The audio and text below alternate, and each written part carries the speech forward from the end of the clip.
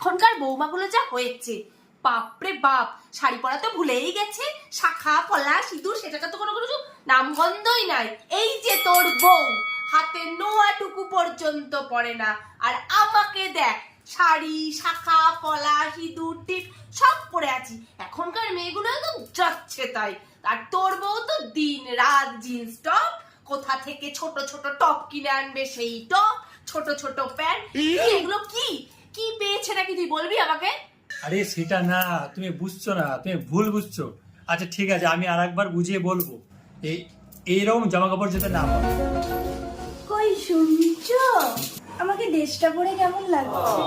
হ্যাঁ এখন তো বলবি, আমি দেখছি ব্যাপারটা, আমি বুঝছি।